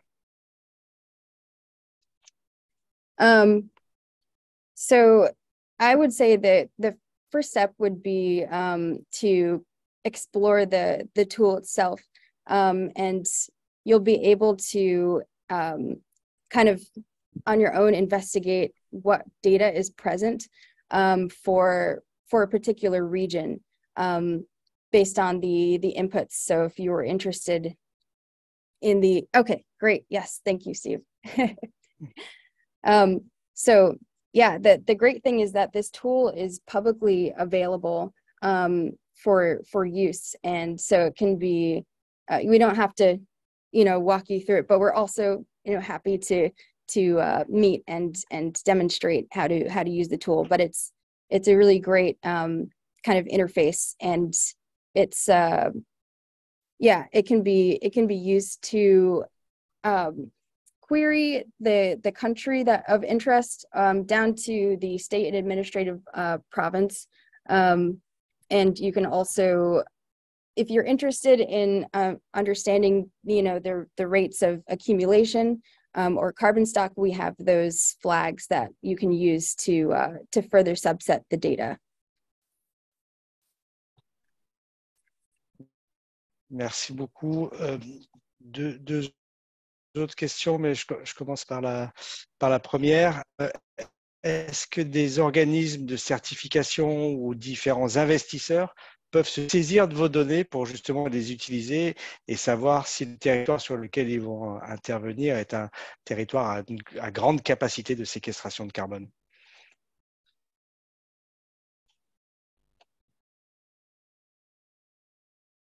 So I can answer a bit to this. Currently, we've been working with governments more to sort of see how they can use this for their nationally determined contribution. But there is huge potential for us to partner with different agencies or different companies to be able to work through that together. And I think this is part of what we're trying to do right now, is to change up the user interface of this to make it more accessible. And so understanding the needs of different actors is really key for us of how to present these data in a more user-friendly form, so that it can really help with scaling up all of this sort of who needs it and how can it be used. And also for this, it's really key that because it's open access, governments, communities, and others can access this to make sure that what is being told by one group is true. So that's sort of the transparency of this database. And I did answer some questions in the chat directly, which we would always take more data. We're always looking for more data. And I think that helps too. The more data we get, the more accurate the predictions become and the estimates become.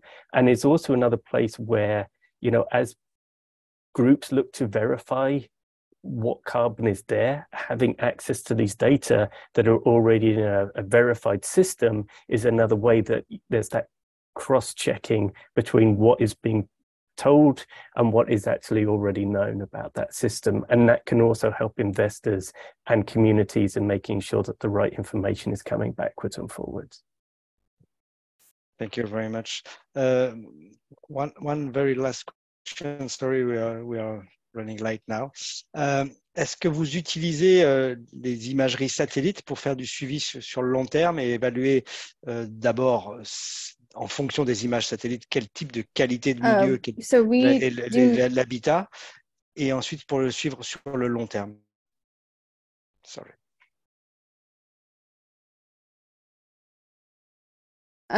So I can answer that. The first question was about using satellite imagery. So the synthesis products do not involve remotely sensed satellite imagery. However, we kind of aim for it to complement remote sensing products. So we emphasize use of and convening of ground data. So, you know, people that are out there collecting data from these ecosystems, taking soil cores, measuring the mangrove trees, and kind of compiling that ground data, which can then be paired and complementary to remote sensing products and mapping and maps as well, to provide, you know, more spatial context, but also ground truthing, you know, of these products. Thank you very much. Merci beaucoup, Steven et Jackson. C'était très intéressant et très riche. Je suis désolé, on va devoir passer à la suite et je vais laisser tout de suite la parole à Marie-Christine, qui nous a accompagnés dans des webinaires précédents sur les communautés, leurs relations aux mangroves, et nous sommes très heureux de son intervention avec cette approche des sciences sociales qui nous permet d'évoluer au-delà des sciences dures et des sciences des finances, d'impliquer la réalité du terrain et des communautés. Donc Marie-Christine, à vous la parole. Je vous laisse.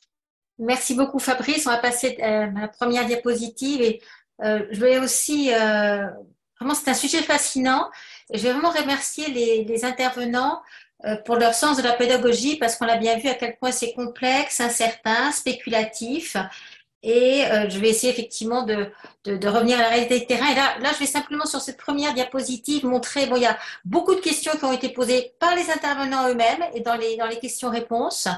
Et je pense que c'est bien un petit peu de faire un petit peu une synthèse de là où on en est actuellement. Très spéculatif, effectivement, c'est un marché virtuel, hein.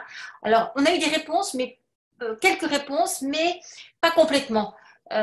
Qui vend, qui achète, à quel prix, c'est ça un marché, hein. Donc on achète des fruits et légumes, voilà, on voit le vendeur, on voit l'acheteur, on connaît le prix. Là, on voit bien que c'est un marché de papier, c'est un marché, oui, avec beaucoup de spéculation. Sur quoi je voudrais insister en tant que scientifique, alors moi je suis en sciences sociales, mais je travaille beaucoup avec d'autres chercheurs qui sont spécialistes de la question, c'est que les connaissances scientifiques, mais aussi techniques, écologiques, politiques sont encore déficientes, et je reviendrai sur ce point-là. On l'a vu, les intervenants ont insisté sur le fait que ce sont des démarches qui sont lourdes, elles sont complexes, elles sont longues, elles sont coûteuses. On l'a vu aussi que les organismes certificateurs ont chacun leur propre standard. C'est vraiment très difficile de s'y retrouver entre les différents labels pour le public commun qui ne sont pas effectivement dans ce monde-là. Je voudrais insister sur l'engagement des populations locales qui est souvent inexistant, qui est encore très faible, même si on voit bien qu'il y a une injonction à les prendre en compte, même si les principes sont bien posés dans les business plans, dans les guides de bonnes pratiques, mais quelle est la réalité de terrain? Et donc là, je vous en donnerai un exemple.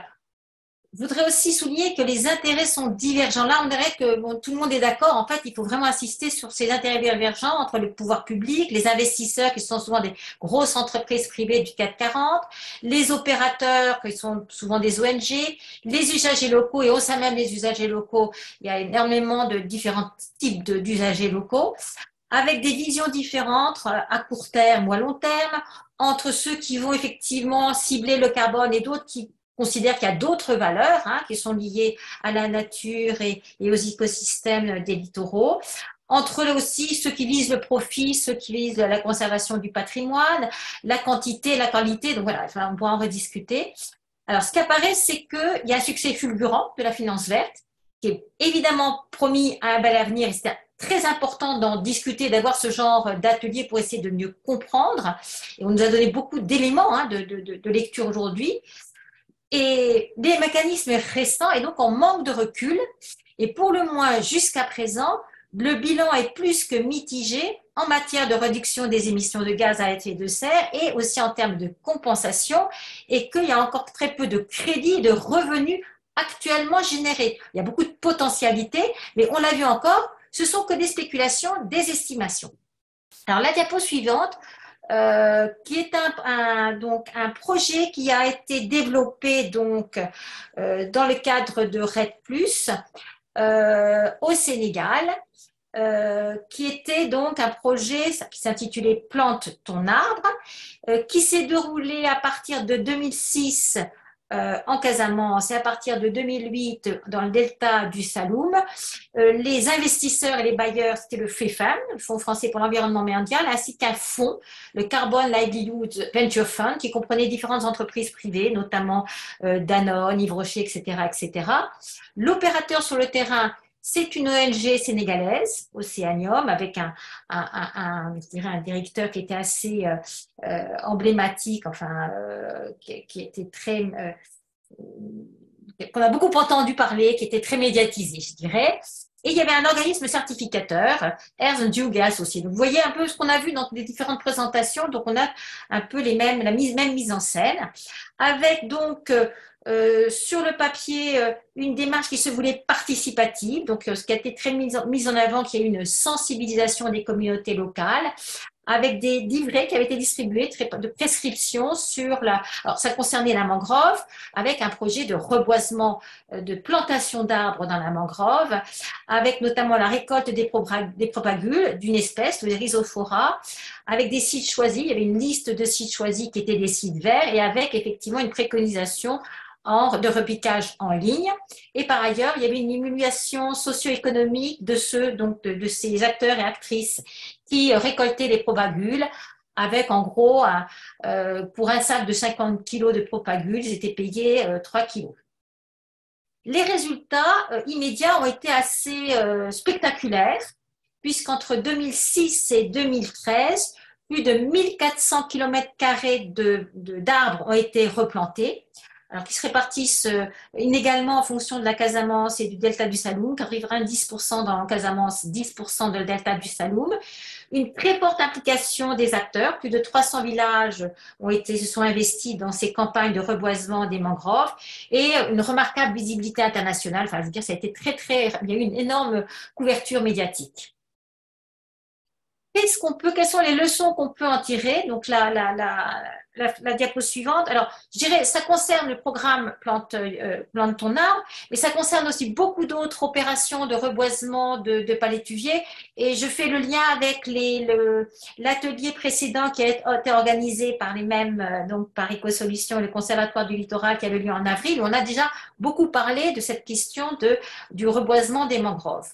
Ce que je vais montrer, c'est effectivement que des travaux scientifiques sont de plus en plus critiques vis-à-vis de ces opérations de replantation de palétuviers dans le cadre de ce mécanisme de séquestration, enfin de REDD+, avec d'abord des méthodologies qui sont très souvent biaisées, des mesures déficientes, notamment sur la capacité de la mangrove à séquestrer le carbone.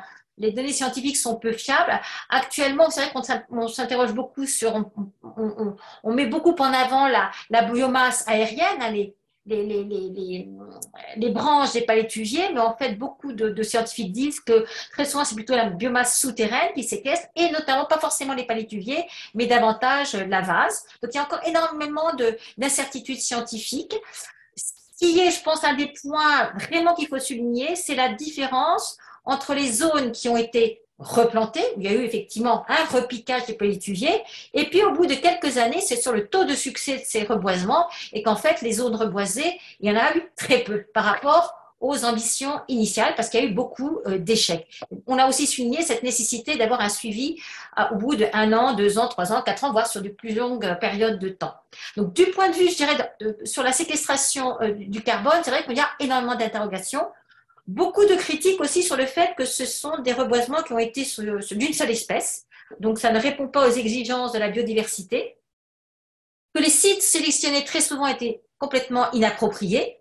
Donc, je vous l'ai dit, il y a eu des sites verts, des sites oranges, des sites rouges, mais très souvent, effectivement, on a quand même reboisé sur des sites où il n'y aurait pas la possibilité de restaurer la mangrove, que la densité des repiquages en ligne était beaucoup trop forte, et encore une fois qu'il y a un manque de suivi à long terme de ces campagnes de reboisement et de manque d'accompagnement. Là où je voudrais insister, c'est sur l'implication des communautés locales et sur le fait qu'on a mis en avant que c'était une démarche participative, mais sur le terrain, et là encore une fois, au dire des acteurs, il y a énormément de critiques, de revendications, notamment sur le fait que les récolteurs de plantules n'ont pas été rétribués de la même façon, c'était été très inégal, qu'il y a donc une certaine, pas rancœur, mais effectivement de la part de certains acteurs en disant, mais qui ont été laissés pour compte de ces démarches. Il faut souligner qu'il y a une compétition spatiale entre la reforestation et les autres usages. À partir du moment où on replante des arbres, eh bien, les espaces qui sont replantés ne sont plus accessibles, par exemple pour les femmes pour ramasser les coquillages ou pour cueillir les huîtres, pour les pêcheurs pour circuler avec leurs pirogues. Bon, ça, ce sont des aspects effectivement qu'on avait abordés lors de notre atelier. Un des aspects très, très importants qui a été souligné aussi par EcoAct sur les problèmes de tenure foncière et de complexité des modes de régime d'appropriation, surtout dans des zones littorales qui sont entre la terre et la mer, où il y a souvent des zones qui sont dans le domaine public, mais comme il y a aussi une très grande mobilité de ces espaces, en fait, il y a une très grande complexité aussi avec ces démarches-là, ces mécanismes, un phénomène d'enclosure. À partir du moment où on replante, les espaces qui sont replantés devraient être appropriés au moyen de bails amphithéotiques par les investisseurs et donc sont en fait contrôlés par les entreprises privées au détriment des communautés locales qui n'ont plus accès à ces espaces reboisés. Et donc là, on voit bien qu'il y a une vraie violence des possessions environnementales et une violence environnementale avec des conflits d'intérêts à tous les niveaux. Diapositive suivante. La suivante. je vais effectivement assez vite. Pardon, voilà. Ce qu'il faut, je voudrais souligner, c'est que la mangrove, en fait, est une bonne illustration de ces fameux communs environnementaux avec de nombreuses tensions entre acteurs et que là, on a bien vu tous les différents exposés et c'est logique, c'est vraiment la régulation par le marché. Et on est bien sur des business plans, c'est vraiment une vision. Alors moi, je voudrais souligner d'abord que la nature ne se réduit pas à un prix qui a d'autres valeurs, mais que même cette régulation par le marché, on voit il y a une instrumentalisation par les chiffres et les mesures qui sont très incertains. La plupart de ces crédits sont fictifs ou invisibles, mais en fait, il y a une très faible rentabilité. En ce qui concerne, par exemple, le Sénégal, et je dirais que les investisseurs, le Livelihood Fund, c'était pas en fait, ils ne cherchaient pas de gagner de l'argent hein, en reboisant les mangroves.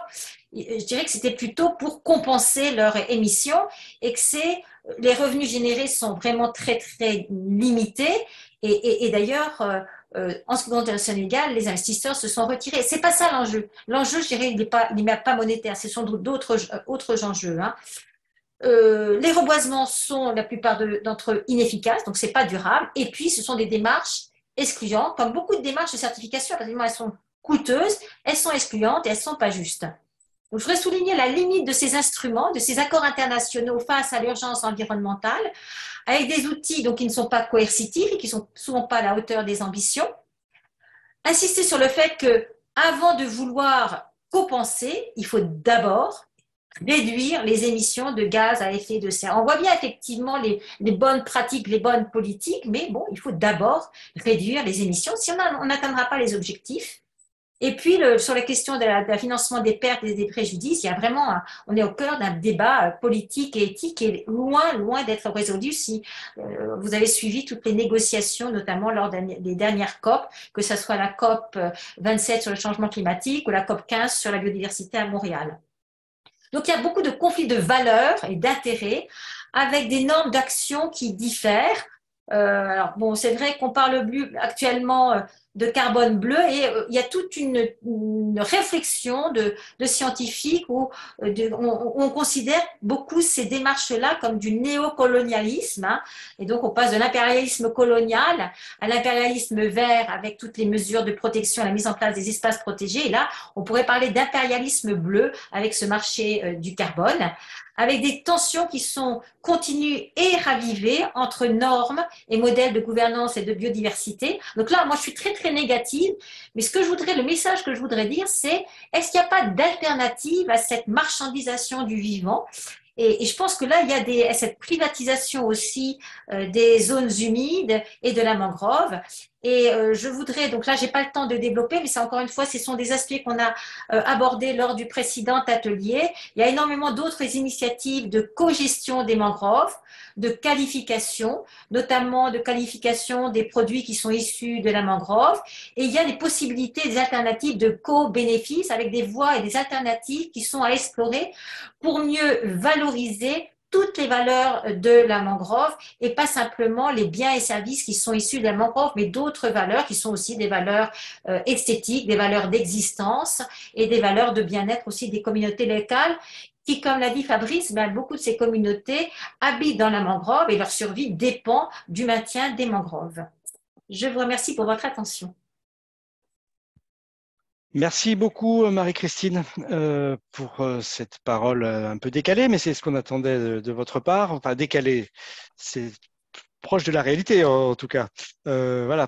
On revient sur Terre. Je disais non, mais enfin, voilà, il n'y a pas de distorsion, j'allais dire. Et aujourd'hui, effectivement, on est dans un monde, on l'a vu dans le premier webinaire, en 2021, ces crédits carbone représentaient à peu près 1 milliard et on a tendance aujourd'hui à frôler les 2 milliards. Aujourd'hui, la question qui se pose quand nous, on travaille sur le terrain, c'est savoir où vont ces milliards. Voilà. Alors, il y a effectivement le doute sur l'efficacité, un plus grand doute sur le réel impact. Ça, effectivement, aujourd'hui, malgré ces années d'investissement là-dessus, l'impact n'est pas toujours majeur, mais l'enjeu, effectivement, c'est de trouver des financements qui permettront la conservation et une co-gestion avec les communautés. C'est ça l'enjeu si on veut travailler sur la durabilité, au-delà de la réduction de production de CO2 à l'échelle mondiale. Mais aujourd'hui, vous n'y croyez pas du tout, où il y a quand même un moyen de détourner une partie de ces milliards pour que ce soit au final utile à partir du moment où on arriverait à mettre un peu une éthique particulière ou à pousser certains standards qui seraient en faveur d'une éthique particulière. Donc, je suis assez sceptique, effectivement. Bon, on l'a vu, hein, la complexité, la lourdeur, toutes ces démarches de certification. Bon, je pense que je suis aussi assez critique par rapport à cette économie néolibérale, comme quoi tout pourrait être régulé par le marché. Et donc, on a bien vu, enfin bon, moi, je suis fascinée, hein. Je trouve que c'est complexe. Donc, on nous a donné des éléments, des clés, hein, pour mieux le comprendre. Donc, je vais dire, c'est bien d'explorer toutes les pistes, mais je pense qu'il ne faut pas se cacher, que l'arbre cache la forêt, et que tout ne peut pas passer par des mécanismes financiers, qu'il peut y avoir d'autres mécanismes, et que ce qui m'inquiète actuellement, c'est qu'il y a un enthousiasme, comme si tout pouvait se vendre. Et c'est bien la crainte que j'ai effectivement de cette régulation qui se ferait uniquement par le marché, avec des conséquences quand même désastreuses. Encore une fois, la nature ne se réduit pas à un prix. Oui, je suis tout à fait d'accord avec vous. Globalement, je ne vais pas remettre en cause ce que vous dites, mais je dois vous titiller. Il n'empêche que sans parler de crédit carbone, de marché, etc., à travers les projets internationaux qui ont financé des centaines de milliers d'hectares de mangroves un peu partout sur la planète, on n'est pas arrivé à des bien meilleurs résultats. Donc, il va falloir, effectivement, c'est peut-être avec le temps, il va y avoir une approche différente des gouvernements, un respect de la réglementation. Enfin, voilà, c'est peut-être une somme de choses dont le marché carbone, dont les projets internationaux, dont l'implication et l'appropriation de ces territoires par les propres communautés, qui vont permettre de faire quelque chose. Parce que aujourd'hui, la tendance n'est quand même pas globalement très bonne sur les mangroves. Je ne suis pas d'accord. Si on le fait actuellement, je pense que la plupart des travaux des scientifiques, on parle toujours d'un recul systématique et irréversible des mangroves, c'est pas vrai. Et regardez les chiffres qu'on cite, ce sont des chiffres qui s'arrêtent en gros dans les années 90. Donc effectivement, il y a eu un recul drastique des mangroves, bien évidemment à partir des années 60 avec le boom de l'aquaculture de la crevette, avec tout ce qui était conversion pour bétonner, etc., etc. Mais depuis les années 2000, c'est pas vrai. Il y a un recul partout des mangroves. Localement, il y a des mangroves qui progressent, et au niveau international, je pense qu'il faut être beaucoup plus nuancé en fonction des contextes et des pas de temps. On ne peut pas dire qu'actuellement, en 2023, il y a un recul des mangroves. C'est faux. Et pour ce qui concerne le Sénégal, c'est faux. Et que bien souvent, et donc encore une fois, et ça c'est à dire de scientifiques, hein, qui suivent ça. Alors souvent c'est donc il faut effectivement avoir les bons outils grâce à la télédétection, grâce à l'analyse spatiale, on se rend compte qu'il n'y a pas effectivement, il y a une progression de la mangrove dans certains pays, bien évidemment en Guyane, en République de Guinée, mais même au Sénégal, il y a une progression de la mangrove. Donc je crois qu'il faut aussi faire attention à ces discours dominants, assez catastrophistes, en disant ah ben non, la mangrove recule, tout disparaît, tout détruit. Non, c'est faux. Alors, non seulement elle ne recule pas à un niveau global, à certains pas de temps, à certaines échelles, elle progresse. Ce qui est très important, c'est de montrer que, en fait, la mangrove, elle est robuste à partir du moment où les conditions sont réunies. Et ça ne sert à rien de reboiser, on l'a déjà dit.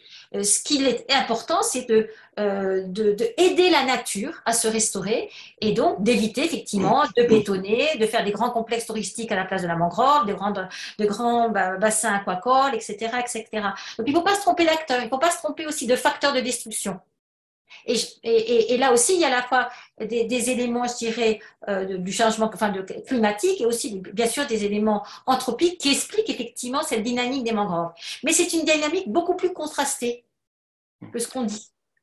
Merci, merci à vous. Et effectivement, je pense que pour ce qui concerne la Méditerranée, notamment la Posidonie, on peut aussi avoir la même approche, c'est-à-dire qu'à force de dire que tout va mal et que c'est la catastrophe et qu'il y a des incendies sous-marins et de dire qu'il y a de la pollution partout, je pense que ça peut être aussi contre-productif. Et aujourd'hui, la Méditerranée a tendance à grandement s'améliorer dans de nombreux endroits en termes de qualité des eaux. La pollution a grandement diminué, les problématiques de pollution par le hydrocarbure ont grandement diminué. Et là encore, au niveau des Posidonies, désormais, la préoccupation est majeure et les gens en sont conscients. Et au-delà des destructions portuaires telles qu'il peut y en avoir eu beaucoup dans les années 70-80, désormais, effectivement, l'impact est largement moindre. Et si la mangrove se reconstitue naturellement un peu plus vite que la Posidonie, malgré tout, la Posidonie se porte pas si mal, même s'il y a encore de gros efforts à tenir. Bon, je vous remercie. Si malheureusement nous n'avons pas le temps de faire la table ronde que nous aurions espéré parce que nous avons largement dépassé le timing que nous imaginions, je tiens à remercier tous les intervenants d'aujourd'hui. Je voudrais simplement, s'il vous plaît, revenir sur le replay du premier épisode qui a eu lieu mardi, le replay qui parlait du carbone bleu et du marché du carbone bleu, qu'on peut retrouver sur le site internet de EcoSolutions dans la série des carbones bleus. Merci à tout le monde, merci à l'attention des participants de ce jour et à très bientôt. Notre prochain épisode sera consacré aux problématiques de nidification des tortues marines face au recul du trait de côte et nous allons tenir ce prochain webinaire au tout dernier jour de juillet, soit le 31 juillet, le lundi 31 juillet, en fin d'après-midi. Ce webinaire sera sur érosion et nidification des tortues marines. Merci à vous, très bonne fin de journée pour ceux qui l'ont démarré et très bonne fin d'après-midi pour ceux qui en sont là aujourd'hui. À très bientôt, merci encore. Merci, au revoir.